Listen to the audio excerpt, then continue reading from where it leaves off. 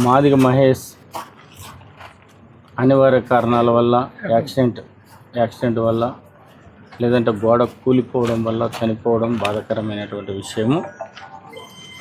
అయితే మహేష్ని తిరిగి తీసుకురాలేం. అయితే ఇక్కడ ఒక మానవతా దృక్పథంతోన ఇక్కడ యాజమాన్యానికి పెద్దగా తప్పు లేదని చెప్పి అంటే ఎక్స్ప్లెయిన్ చేసిన తర్వాత మాకు ఆవేశంతోన మరి మా మహేష్ మా పిల్లోడు యవనస్తుడు చనిపోయినాడనే ఒక బాధతోన మేము కొన్ని విషయాలు మీ దృష్టికి తీసుకొచ్చిన మాట వాస్తవం. అయితే యాజమాన్యం మధ్య మా ఎంఆర్పిఎస్ నాయకత్వం మధ్య కుటుంబ సభ్యుల మధ్య చర్చలు జరిగిన తర్వాత పోలీస్ యంత్రాంగం మధ్య చర్చలు జరిగిన తర్వాత ఎవరిది తప్పు ఉంది ఎవరిది ఒప్పు ఉంది అని తేల్చుకున్న తర్వాత మాకు కొన్ని హామీలు అయితే ఇవ్వడం జరిగింది. ఆ హామీ ఉదయం అది నెరవేర్చిన తర్వాత మీడియా ముందుకు వస్తామని చెప్పి కూడా ఈ సందర్భంగా గుర్తు చేస్తూ ఈ అవకాశం ఇచ్చిన మీడియా మిత్రులకు ధన్యవాదాలు. ఇందులో చిన్న పొరపాటు మిస్టేక్ అంటారు కదా, మీ చిన్న కార్యకర్త చేసి తప్పులేదు. మీరు జిల్లా అధ్యక్షులుగా పూర్తి సమాచారం తెలుసుకోకుండా మీరు ధర్నా కూర్చున్నారు. దీన్ని ఎట్లా భావిస్తారు మీరు? మేము హాస్పిటల్ తప్పులేదన్న చెప్పారు కాబట్టి తప్పులేదని కాదు నేను అన్నా. ఇక్కడ నేను తప్పు లేదని అంటే చర్చల వలన అంటే తప్పున్నా ఒప్పున్నా చర్చలు విఫలంగా అన్నట్లు సఫలమైనటువంటి విషయాన్ని పొద్దున మీకు క్లియర్గా వివరిస్తాను. కాదు సార్, ఏమంటే లోకల్లో చిన్న నాయకులకు అవగాహన లేకపోవడం జరిగింది. మీరు జిల్లా అధ్యక్షులు వచ్చిన తర్వాత మీరు సమాచారం తెలుసుకోకుండా మీరు ఎట్లా ధర్నా కూర్చుంటారు? Okay, yes. నా భార్య హాస్పిటల్లోన 6 రోజుల నుంచి బ్లడ్ తక్కువ ఉందని చెప్పి హాస్పిటల్లో ఉన్నాము. అనుకోకుండా ఇట్లా జరిగిందని చెప్పి మాకు ఫోన్ రావడం వల్ల నా ఫ్యామిలీని డిశ్చార్జ్ చేసి ఊరికి పంపించిన తర్వాత అనుకోకుండా వచ్చి ఇక్కడ కూర్చోవడం జరిగింది. అంటే ఓన్లీ నా పత్తికొండ నియోజకవర్గానికి సంబంధించినటువంటి మాదిగ బిడ్డలు అంటే నిత్యము ఎంఆర్పిఎస్ జెండా పట్టుకొని బయటకు వచ్చే పిల్లలు కాబట్టి ఇక్కడే కొంత సమాచారం తీసుకోవడం జరిగింది. తర్వాత నేను క్లియర్గా అంటే ఒక పక్క యాజమాన్యంతోన అంటే బీటీ దీన్ని ఏమనేది ఆర్బిటి యాజమాన్యంతో ప్లస్ ఇక్కడ వచ్చిన ఆ గ్రామానికి సంబంధించిన తల్లిదండ్రులతోని కొంత సమాచారం తీసుకున్న తర్వాత ఇక్కడ కొంత నిర్లక్ష్యం జరిగింది అనే ఒకే ఒక వాదన నిర్లక్ష్యం ద్వారా ఈ విధంగా ఇబ్బంది పడ్డాడు అంటే కోలుకోలేకుండా చనిపోయినాడు అనే వాదన ఇక్కడ చర్చనీయాంశమైంది. దాంట్లో కూడా మేము దాన్ని ఒకరికొకరు అర్థం చేసుకొని అంటే చనిపోయినటువంటి వ్యక్తి తిరిగి అయితే రాడు కాబట్టి యాజమాన్యం కూడా ముందుకొచ్చి సహకరిస్తామని చెప్పినందుకు ఈ యొక్క సమస్యని ఇంతటితో సమాప్తం చేస్తున్నామని చెప్పి కూడా మీ దృష్టికి తీసుకొస్తున్నాం. మీరు రాజశేఖర్ గారితో ఇందాక మాట్లాడమని చెప్పినారు, డాక్టర్తో 150 మాట్లాడినాము ఒప్పుకున్నారని చెప్పి మీరు అన్నారు. మళ్ళీ ఇప్పుడు ఎందుకు ఇలా చేంజ్ చేసినారు? ఫస్ట్ మాట్లాడుకునేది ఫస్ట్ వీళ్ళు అంటే అబ్బాయి తల్లిదండ్రులు ఒక 2 లక్షల రూపాయలు ఇవ్వండి పేద కుటుంబం అని చెప్పి అడగడం జరిగిందంట. ప్లస్ మేము రాకముందు తర్వాత పెద్ద మనుషుల సమక్షంలోనే కొంత 150 ఇస్తామని చెప్పి మాట ఇచ్చి మళ్ళీ అక్కడ తేడా వచ్చిందని చెప్పి మేము ఇక్కడ అన్యాయం అయితే చేయలేదు, మా మీద మీరు కేసులు పెడతారా లేకపోతే ఇంకోటి చేస్తారా ఏమైనా చేసుకునండి, మాకు అభ్యంతరం లేదు. దయచేసి మీరు ఇక్కడ అర్థం చేసుకోవాల్సినటువంటి అవసరం ఉంది. మరి మిగిలినటువంటి పేషెంట్లను మేము చూడాలంటే భయభ్రాంతులకు గురి కావాల్సినటువంటి పని పడుతుంది అన్నప్పుడు మేము కూడా కొంత వెనక్కి తగ్గాల్సినటువంటి అవసరం ఏర్పడిందని చెప్పి కూడా మీకు దృష్టికి తీసుకుంటాం. డయాగ్నోస్టిక్ సెంటర్ లో ట్రీట్మెంట్ అనేది ఉండదు కదా, మీరు పెద్ద మనుషులు కదా, ఈ రకంగా డయాగ్నోస్టిక్ సెంటర్ దగ్గర మీరు కూర్చోబెట్టి ఇప్పుడు వీళ్ళు ఏదో అమౌంట్ అనేది మీకు ఒక ఫిగర్ చెప్పింటారు, వాళ్ళు ఏమంటున్నారు హ్యుమానిటీ గ్రౌండ్స్ కింద మేము వాళ్ళకి ఆ పేషెంట్కి తరపున ఇస్తున్నామని చెప్పారు కదా. ఇప్పుడు ఇంతసేపు అదే హ్యుమానిటీ కింద వాళ్ళు ఆలోచించి మీకు చెప్పింటారు కదా, దాదాపు 3 hours మీరు వీళ్ళు ఇబ్బంది పెట్టారు కదా మీ కార్యకర్తలు. అంటే ఇబ్బంది అనేది ఇక్కడ అంటే సమస్య ఉన్నప్పుడు ఇబ్బందిగా మలచబడుతుంది, సమస్య సాల్వ్ అయినప్పుడు అది ఏదైనా కూడా సవరించబడుతుంది. ఇప్పుడు డయాగ్నోస్టిక్స్లో మనకు అంటే ట్రీట్మెంట్ లేదు, ఓన్లీ ఇక్కడ ఎక్స్రేలు మాత్రమే ఉన్నాయి. ఈ ఎక్స్రేలు డిలే వల్లనే ఇది ఈ విధంగా జరిగిందనేది వీళ్ళ అనుమానం. కామన్గా ఒక పేషెంట్ సీరియస్గా ఉందంటే ఒక హాస్పిటలైజ్ ఏదైనా మనం పోవాలంటే అక్కడ ఉన్న డాక్టర్ రెఫర్ చేస్తాడు, ఎమర్జెన్సీ అని రాస్తాడు. ఇప్పుడు ఇక్కడికి వచ్చినప్పుడు కామన్గా పేషెంట్ నడుచుకుంటానే వచ్చాడట, ఏ అంబులెన్స్లో రాలేదు. అంబులెన్స్ ఉంటే వాళ్ళైనా కూడా కేర్ తీసుకుంటారు ఎమర్జెన్సీ కింద ఇది కానీ. అటువంటప్పుడు మీరు ఏ రకంగా దీని ముందు కూర్చుని బైఠాయించారు? ఆ కుటుంబానికి న్యాయం జరగడానికి బైఠాయించాల్సినటువంటి అవసరం ఏర్పడింది. లోపల ఏం జరిగింది సార్ న్యాయం? అది ఉదయం మీకు మీ దృష్టికి తీసుకొస్తారు, మీడియా దృష్టి. సార్ ఇప్పుడు బాడీ ఉంటేనే స్పందించలేదు, బాడీ పోయిన తర్వాత స్పందించడం బాడీ ఇక్కడే ఉంటుంది, హాస్పిటల్లోనే ఆడు ఉంటుంది, ఉండడం హాస్పిటల్లో లేదు ఉంటుంది.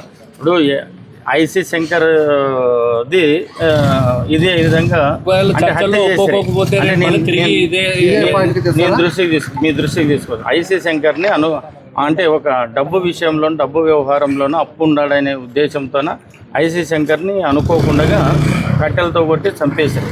చంపేసిన తర్వాత అక్కడ ఉన్నటువంటి ఎవరైతే చంపినటువంటి వ్యక్తుల్ని అంటే నిరసన, ఈ సమాజానికి ఇట్లా అన్యాయం జరిగినటువంటి వ్యక్తులకు ఇట్లా అన్యాయం జరుగుతుంది, ఈ అన్యాయం జరిగినటువంటి వ్యక్తుల తరపున నిరసన తెలపడానికి మా వంతు బాధ్యతగా మేము ప్రయత్నం చేస్తూ ఉంటాం. మా వంతు బాధ్యతగా మేము ప్రయత్నం, అది ఎవరికైనా కావచ్చు, ఎస్సీ కావచ్చు, ఎస్టీ కావచ్చు, బీసీ కావచ్చు, ముస్లిం కావచ్చు, మైనార్టీలు కావచ్చు, ఎవరికైనా కూడా మా వంతు బాధ్యతగా ఉద్యమం తరపున ఎటువంటి అన్యాయం జరిగినా కూడా ఆ అన్యాయాన్ని సాల్వ్ చేయడానికి మాత్రమే మా వంతు ప్రయత్నం చేస్తాం. కుటుంబానికి హెల్ప్ చేశాను సంపూర్ణంగా అనుకుంటున్నారా? సంపూర్ణంగా అనుకుంటున్నాం. ఎందుకంటే తిరిగి ఇప్పుడు పేషెంట్ తీసుకెళ్తున్నారు, రేపు చర్చలు విఫలం కావచ్చు, అప్పుడు ఆ కుటుంబానికి మీరు ఏ రకంగా ధైర్యం చెప్తారు? మేము ఇంటికి ఇంత చందేసుకుని అయినా కూడా ఆ కుటుంబాన్ని పూడ్చేదానికి సిద్ధపడతాం. సార్ ఇంకోటి ఇప్పటి వరకు చాలా వరకు ఏమిటంటే ఎంఆర్పిఎస్గా నాయకులు వీళ్ళు ఒక్క మాట సార్, ఎంఆర్పిఎస్ నాయకత్వంలో చాలా వరకు ఎవరికైనా ఆపద వస్తే చాలా ఉధృతంగా చేస్తారు, ఆ తర్వాత నీరు కాస్తారు, ఒక ఆరోపణ ఉంది. దీని మీద మీరేమంటారు? మేము మా దృష్టి కంటే మందా కృష్ణ మాదిగ నాయకత్వంలో పనిచేస్తున్నటువంటి ప్రతి కార్యకర్త సిద్ధాంతపరమైనటువంటి ఆలోచనలతోనే వర్క్ చేస్తారు, సిద్ధాంతపరమైనటువంటి ఆలోచన విధానంతోనే ముందుకెళ్తారు.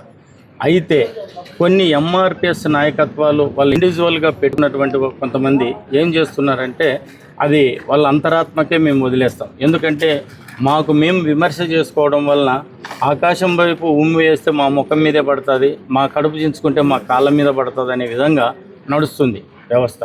అయితే దాన్ని కూడా మార్పులోకి తీసుకురావడానికి మా వంతు ప్రయత్నం చేస్తాం. వాళ్ళ నాయకులైతేనేమి, వాళ్ళ కులమాలు అయితేనేమి ఇక్కడ ఉన్నటువంటి న్యాయం కోసం ఇంతవరకు పోరాడినారు. లోపల మేనేజ్మెంట్ దగ్గర మాట్లాడిన తర్వాత శాంతి మేడం దగ్గర ఒకటే చెప్పినారు, మీకు 100% న్యాయం జరుగుతుంది చెప్పడం జరిగింది. వాళ్ళ వాళ్ళ అన్నదమ్ములంతా సమక్షంలో మేము, వాళ్ళ నాయకులు కూడా ఉన్నారు, జిల్లా అధ్యక్షులు ఉన్నారు, వాళ్ళ ఎంఆర్పిఎస్ వాళ్ళు చాలామంది ఉన్నారు. వాళ్ళు శాంతి మేడం గారు అక్కడ ఉన్నటువంటి ఈ ఆర్పిడ్ మేనేజ్మెంట్ ఒప్పుకున్న దానికి రేపు పొద్దున్న 100% న్యాయం జరుగుతున్న దానికి మేము బయట రావడం జరిగింది. న్యాయం అంటే ఏం న్యాయం? వాళ్ళు న్యాయం జరుగుతుందంటే వాళ్ళు ఏం డిమాండ్ చేశారో దానికి 100% న్యాయం జరుగుతుందని చెప్పినారు. డిమాండ్ కాదండి, వాళ్ళు ఏదో చెప్పినారు, ఇంతవరకు అందరికి తెలుసు కదా. ఇప్పుడు మీరు మాట్లాడారు కదా, మీరు మాట్లాడింటారు, ఏం న్యాయం చేస్తారు, ఏ విధంగా న్యాయం? ఆర్థిక న్యాయం, ఆర్థికంగా మేము సాయం చేస్తాము అని చెప్పడం జరిగింది. అది ఎంత కాదు, ఎంత అక్కడ జరగలేదు, మనం చెప్పలేము. పొద్దున్న న్యాయం జరుగుతుంది అంతే. మీరు చెప్పండి దాని ఇప్పుడు నేను ముందు మధ్యాహ్నం 1:20 చెప్పారంట హాస్పిటల్ వాళ్ళు, ఆ తర్వాత వేరే రకంగా అవడం వల్ల ఇంతవరకు ఆందోళన చేశారు. ఇప్పుడు దానికి దీనికి ఏం డిఫరెన్స్ ఉందా? ఒకటి మధ్యాహ్నం నుంచి రకరకాల వాయిస్ వస్తున్నాయి ఇక్కడ. ఒకరు 1:20 అంటారు, ఒకటి 1:30 అంటారు, ఒకరు 2 లక్షలు అంటారు, ఇంకొకరు మట్టి ఖర్చులు అంటారు. అవన్నీ చూడండి, ఇచ్చేవాడు ఎవడు? మేనేజ్మెంట్. మాట్లాడిన వాళ్ళు ఎవరో నాయకులైనా, పెద్దవాళ్ళన్నా, వాళ్ళ ఇంటి వాళ్ళన్నా, వాళ్ళ తల్లిదండ్రులు, వాళ్ళ ఫ్యామిలీకి సంబంధించిన వాళ్ళు మాట్లాడితే దానికి ఒప్పుంటారు. ఎవరెవరో మాట్లాడితే అది సంబంధం కాదు. అందరూ మాట్లాడిన వాళ్ళు న్యాయం కోసమే మాట్లాడుతున్నారు. ఇప్పుడు మధ్యాహ్నం పూట ఎవరు మాట్లాడినారో వాళ్ళ నాయకత్వంలో, వాళ్ళ తల్లిదండ్రుల ఫ్యామిలీ మెంబర్స్ దగ్గర 100% న్యాయం జరుగుతుంది. రేపు పొద్దున్న 10-10:30 లోపల మీరు అన్యాయం జరిగే క్వశ్చన్ లేదని చెప్పడం జరిగింది. అందరూ ఒప్పుకుని బయట వచ్చినాం. అదే సార్, ఎంత అమౌంట్ ఇస్తామని చెప్పి అమౌంట్ గురించి కాదు, రేపు పొద్దున మళ్ళీ చెప్తాం. అమౌంట్ గురించి. ఎందుకంటే సేపు కూర్చుంది ఎందుకోసమని రేపు పొద్దున వరకునే కాదు, ఒకరి పైన నేను ఒకటే చెప్తున్నా, ఏదైనా కానీ నమ్మకం అనేది మెయిన్ ఈ రోజుల్లో. వాళ్ళు ఇవ్వకుంటే కానీ రేపు పొద్దున ఏం జరుగుతుందో మాకు తెలుసని మేము చేస్తాం. రేపు 11 లోపల మీరు వస్తే, మీరు మా అన్న జిల్లా అధ్యక్షుడు ఉంటాడు, వాళ్ళ ఎంఆర్పీఓ చాలా మంది ఉంటారు, నాయకులు ఉంటారు, వాళ్ళ సమక్షంలోనే మీకు వాయిస్ ఇస్తాం. సార్ మీరు చెప్పండి సార్. సుభాష్ సార్, మీరు ఎంఆర్పీఎస్ కదా, మాదిగా మహేష్ కోసం న్యాయం చేశారు అన్న యూత్లో అన్న, నా పేరు ఎస్ సుభాష్ చంద్ర మాదిగ, మహాజన సోషలిస్టు పార్టీ కర్నూలు జిల్లా అధ్యక్షుడు. మందాకృష్ణ మాదిగ అన్న నాయకత్వంలో ఉద్యమంలో కొనసాగుతున్నాం. ఈరోజు జరిగినటువంటి సంఘటన, పత్తికొండ మండలం ఓసూరు గ్రామ నివాసి మాదిగ మహేష్ తన జీవనోపాధి కోసం రోజువారీ కూలీగా పునాదులు తవ్వడానికి పోయినటువంటి సందర్భం.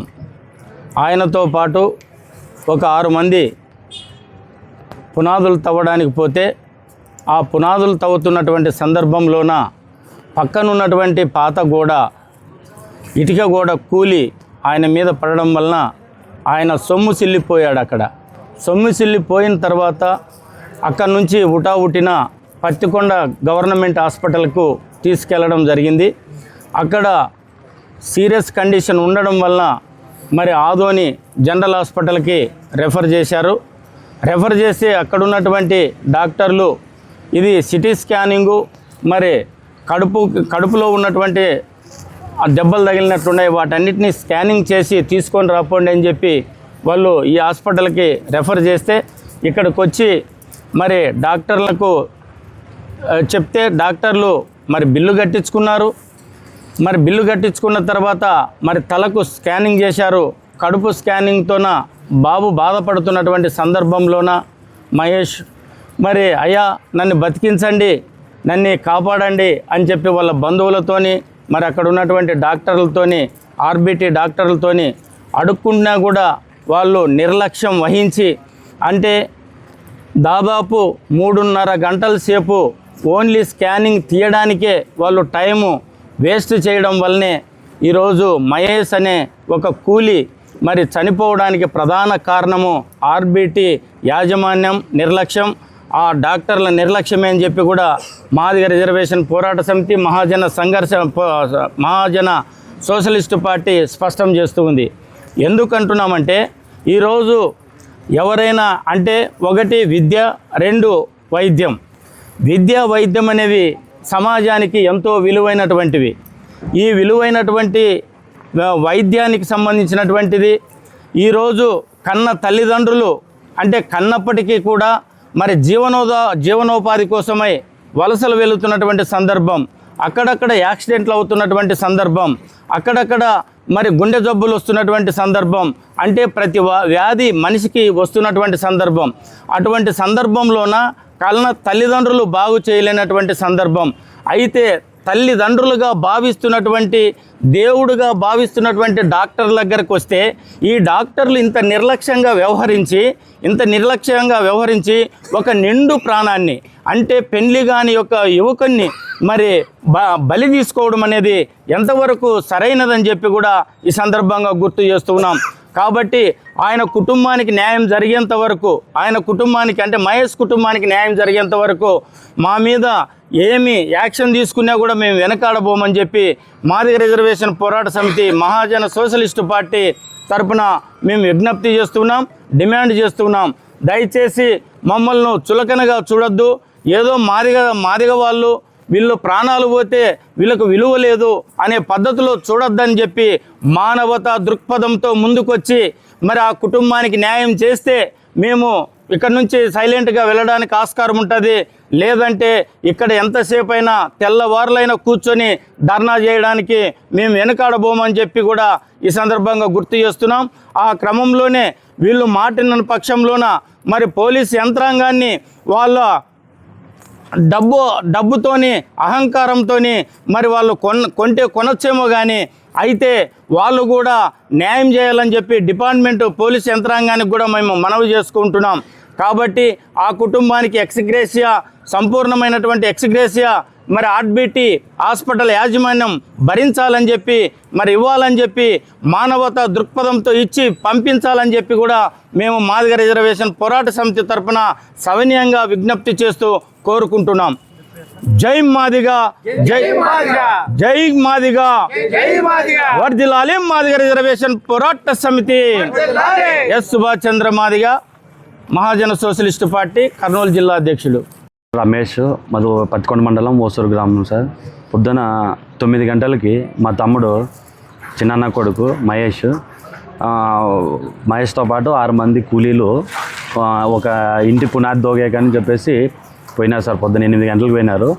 9 గంటల సమయంలో పక్కన ఉన్నటువంటి పాత గోడ మహేష్ మీద పడడం జరిగింది సార్. అప్పుడు వెంటనే అక్కడ తోటి పని వాళ్ళు వచ్చేసి పత్తికొండ గవర్నమెంట్ హాస్పిటల్కి తీసుకోగా అక్కడ ఫస్ట్ ఎయిడ్ ట్రీట్మెంట్ అనేది ఇవ్వడం జరిగింది. అలాగే తలకు ఇక్కడ ఫ్రాక్చర్ అయింటే 10 కుట్లు దాకా వేసినారు సార్. నడాలు వస్తున్నాయి అంటుంటే అక్కడ ఎక్స్రే తీసినారు. బట్ దీంట్లో ఏం మనకు కనిపించదు, సిటీ స్కానింగ్ తీస్తే కనిపిస్తుందని చెప్పేసి వెంటనే మీరు ఆదోని హాస్పిటల్కి పోండి అని చెప్పేసి మనకి రెఫర్ చేస్తే మేము ఆదోని హాస్పిటల్కి వచ్చేసి 11:45 కల్లా ఇక్కడికి వచ్చినాం సార్. ఆదోని ఏరియా హాస్పిటల్లో వచ్చేసి ఫస్ట్ ఎయిడ్ ట్రీట్మెంట్ బాటిల్ ఇచ్చి పెట్టినారు, ఇంజక్షన్లు కూడా వేసినారు సార్. ఆ బిల్లుని కొద్దిగా నీరసం తగ్గిందంటే మేడం ఉండి సిటీ స్కానింగ్, అల్ట్రా స్కానింగ్ తీసుకురాపోండి అని చెప్పేసి రాసి ఇక్కడికి పంపించినారు సార్. ఇక్కడికి వచ్చేసి మేము 12:30కి వచ్చినాం సార్. 12:30కి వస్తే 12:44కి మాకు బిల్లు కట్టించుకొని సార్ 1 గంటకి తల స్కల్ వచ్చేసి సిటీ స్కానింగ్ చేసినారు సార్. తర్వాత నెక్స్ట్ మేజర్ ప్రాబ్లం వచ్చేసి అబ్డామినల్ సార్. ఆ అబ్డామినల్ స్కానింగ్ అని చెప్పేసి ఆగండి, ఒక 10 నిమిషాలు ఆగండి అన్నారు సార్. ఆగినాం సార్. 10 నిమిషాలు పోయింది, అర్ధ గంట పోయింది, గంట పోయింది, 2 గంటలు పోయినాము, అడుక్కుంటూనే ఉన్నాం సార్. అది ఒక్కటి స్కానింగ్ చేయండి సార్, మేము వెళ్ళి ట్రీట్మెంట్ తీసుకుంటాం. ఆ పిల్లోడికి నీరసం వస్తుంది, కళ్ళు తిరుగుతాయంటున్నాడు. ఆ పిల్లోడు బాడీ కూడా అంతా డిహైడ్రేట్ అయిపోతుంది, తొందరగా పోయి ట్రీట్మెంట్ చేసుకుంటాం సార్ అని చెప్పేసి అసలు కౌంటర్లో ఉండేటోళ్ళు, రిసెప్షన్లో ఉండేటోళ్ళు అందరిని అడుక్కున్నాం సార్. ఎవ్వరు ఆగండి, 2 సేపు ఆగండి సార్, చూడండి సార్, తొందరగా చేయండి అని అది బిల్లు పేపర్ ఇస్తే ఆయన ఒక కౌంటర్లో ఉండేటోడు ఇసురు కొట్టినాడు సార్. మాకు ఆగలేరా, ఏం అంత తొందరగా అంటే ఎట్లా అంటే సార్ ఆ పిల్లోడికి చాలా బాధపడుతున్నాడు సార్, నొప్పి ఎక్కువైంది, నీరసం వచ్చేసింది, కళ్ళు తిరుగుతాయంటున్నాడు సార్ అని చెప్పేసి ఆడుకుంటున్నా కూడా అసలు పంపిలేదు సార్. లాస్ట్కి మేమే 2:44కి మేమే ఎత్తుకొని లోపలికి పోయినాం సార్. అప్పుడు చూసినారు సార్. అప్పుడు చెప్తాడు ఆయన ప్రాబ్లం ఇట్లా ఉంది అని చెప్పేసి, అంటే తీసుకొని బయటకు వచ్చినాము సార్. సిటీ స్కానింగ్ చెప్పుకోండి, బాగా బ్లీడింగ్ అయింది అని చెప్పేసి అంటున్నారు సార్. తీసుకొని బయటకు వచ్చి ఒక 5 నిమిషాలు, ఒక అర్ధ గంట ఆగినాం సార్. అప్పటికే ఆ పిల్లోడు బాగా డిహైడ్రేట్ అయిపోయి కళ్ళు తిరుగుకుంటా అన్కాన్షియస్లోకి వెళ్ళిపోవడం జరిగింది సార్. అప్పుడు వీళ్ళు వచ్చి మేము లబోదిబోమం అంటుంటే అప్పుడు వచ్చి PCR అది చేస్తే ఏం రెస్పాండ్ కదా సార్. వెనుక వంశీకృష్ణ ఏదో హాస్పిటల్ ఉంది సార్, దానికి తీసుకుపోతే ఆడ కూడా PCR చేస్తే లేదు పిల్లోడు ఇట్లా చనిపోయినాడు అని చెప్పేసి అంటారు సార్. అంటే దగ్గరగా ఒక్క స్కానింగ్ కోసం సార్ 2 నుంచి 3 గంటల సేపు వెయిట్ చేయించినారు సార్. ఇది ఆ పిల్లోడు ఆ మంచం దాని మీద స్ట్రక్చర్ మీదే తనలాడుకుంటా, నొప్పి, కళ్ళు తిరుగుకుంటా నాకు ఇది అయిపోతున్నాను అని చెప్పేసి అంటున్నా కూడా మేము కాళ్ళు పట్టినది కూడా తక్కువ సార్. అందరంగా అడుక్కున్నా కూడా ఒకరు కాకుండా ఒకరు కనీసం ఆ స్కానింగ్ చేపిస్తాం, తొందరగా పోయి ట్రీట్మెంట్ చేయించుకోపోండి అని కూడా అనలేదు సార్. అసలు చెప్తూనేం సార్, గోడ పడింది సార్, ఏమన్నా లోపల ఏమన్నా ప్రాబ్లం ఉంటుంది సార్, నొప్పి ఎంతున్నారు, ఇంటర్నల్గా ఏమన్నా డ్యామేజ్ అయింది, తొందరగా చూడండి సార్ అని అందరిని అడుక్కుంటున్నా కూడా అంతమంది అందరూ పోయి కూడా అడుక్కుంటున్నాం సార్. కనీసం అవి ఏమని కూడా అసలు కేర్లెస్గా మాట్లాడుతున్నారు సార్. ఇక అసలు వాళ్ళు లాస్ట్కి వితిన్ 5 మినిట్స్లోనే ఆ పిల్లోడు అన్కాన్షియస్ లేకపోవడము, ఇది కావడం, చనిపోవడం జరిగింది సార్. అన్నా సార్ రమేష్, వయసు ఎంత? 26 సంవత్సరాలు సార్. మ్యారేజ్ అయింది? కాలేజ్. ఏ ఊరు? ఓసూరు సార్, పత్తికొండ మండలం, ఓసూరు గ్రామం.